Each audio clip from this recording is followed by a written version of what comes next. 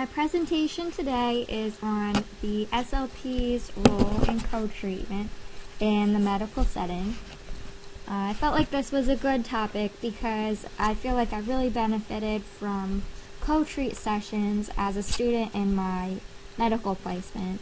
I feel like I got to learn a lot about other disciplines, and it really helped me to see the big picture and to see my patients as a whole person. I was really interested to learn that there's some controversy with co-treatment. A lot of the program managers that I met didn't like for therapists to use a lot of co-treats, and major associations like ASHA really only support it in very specific situations. So today I'll talk about advantages and disadvantages of co-treatment. I will discuss and respond to ASHA's statement on co-treatment. I'll describe proper billing procedures and provide some examples on effective uses of co-treatment in the medical setting. So why I feel like this training is so important, and just talking about co-treatment in general. In a study by Laura Zernick in 2011, therapists from various disciplines reported a lack of training in co-treatment. In their study, none of the speech pathologists or occupational therapists reported any training in utilizing co-treatment, even though all of the participants reported using co-treatment in their practice. Participants stated that they mainly learned how to go about co-treating through their own experience. So some reasons that we use co-treatment. First of all, the speech-language pathologist is not an expert in all areas, and there are times when we definitely benefit from the expertise of other disciplines. In some cases, the patient may not tolerate too long sessions, and this is especially applicable to some of the patients who are outpatient and maybe have to drive a long way to come and have their therapy sessions. It can really be a better use of resources sometimes to go ahead and combine those sessions. Third, the patient's safety may be increased in a co-treatment session, and this would certainly be the case for a patient who needs to do some sort of standing activity and maybe has a balance issue, and the occupational therapist or the physical therapist can be helpful in those situations. So in a statement by ASHA in their Getting Started in Acute Inpatient Rehab paper, they stated that when addressing separate but complementary goals, that may result in an outcome that surpasses single discipline treatment. Some of the advantages of using co-treatment. Like I said, disciplines have overlapping skill sets which can be better addressed in unison. Some patients may have better carryover of their skills when two separate disciplines are combined during the therapy session. And finally, professionals can learn from one another about each other's disciplines. Some of the disadvantages of using co-treatment. First, I'll discuss billing in a little more detail later, but it can certainly be a disadvantage in terms of not being able to bill the full time and possibly affecting the therapist's productivity.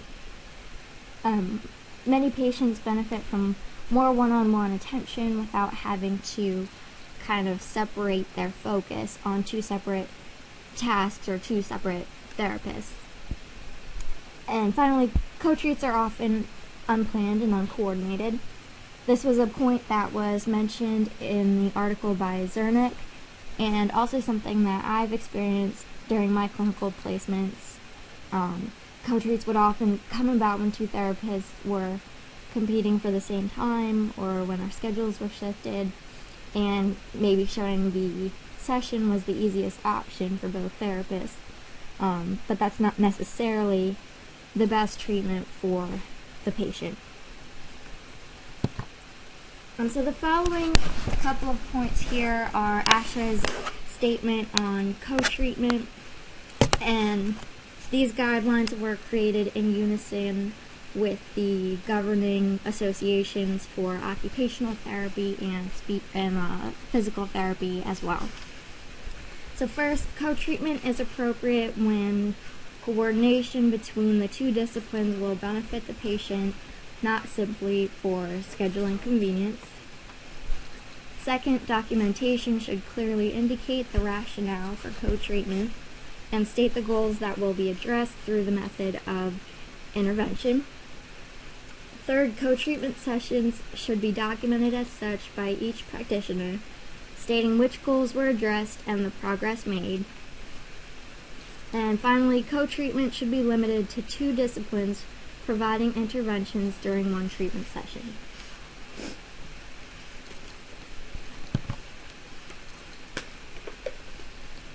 So the way that co-treatment sessions are billed will be depending on the insurer that is covering the services. So it'll be different for Medicare and Medicaid patients. So for Medicare patients, under Part A services, each clinician can report the total time spent treating the patient. Therefore, theoretically, the total billed time may be equal to twice the treatment time, that is, each of the two therapists billing the total time. But one point that was mentioned is that speech therapy generally reports as a whole treatment session rather than an amount of time in those situations. For Part B services, the guidelines are that the total billed time will equal the length of the session. So whether each discipline bills for half the session, or one discipline bills the entire session, or it's split some other way, however it's split, the total billed time will be equal to the length of time that the two therapists spent with the patient. Under Medicaid, it's a little bit different. Co-treatment will be billed based on the particular states and the benefits that are offered by that state. I was able to find a little bit of information about Medicaid Mississippi, and what I found was that they do not cover co-treatment or group therapy. They state that their position is that the patient should receive individual treatment by one provider at a time. So the following couple of slides here are just some ideas or scenarios in which co-treatment may be effective or advised. And so this first example here involves a cognitively high-functioning patient that may be working on IADLs, getting ready to return to home. So the occupational therapist and the speech therapist may decide to work on a cooking activity to assess the patient's ability to do that cooking activity that they may do at home and their safety with it. So the occupational therapist may address the patient's balance, their ability to use their rollator or whatever device they use, and whether they're able to safely bend or reach, and just their general posture. Meanwhile, the speech pathologist may address the patient's safety awareness, their memory. They might put all the tools they need, tell the patient where they are, and see if they can later retrieve those items using their memory. And finally, maybe their sequencing. So are they able to sequence that cooking activity in the right order? Okay, and the next would be a very different looking patient. This is a profoundly aphasic patient. They've got expressive and receptive deficits, and they've maybe got an issue with their leg, maybe some sort of injury that initially brought them into the hospital. And so the occupational therapist may be addressing balance and bed-to-chair transfers, while the speech pathologist will be working on establishing a functional communication system and kind of assisting the occupational therapist with providing the right verbal cues and modeling those for the OT, and helping the occupational therapist develop environmental aids that can increase the patient's understanding. So some of the implications of what I've been reading and researching, there's definitely not a lot of research on co-treatment, and I think that there could stand to be more just on the way that therapists are using co-treatment and how patients are benefiting from it. I think that therapists could use more training in that area. Like I said, they're not really receiving a lot of training in that area at the moment.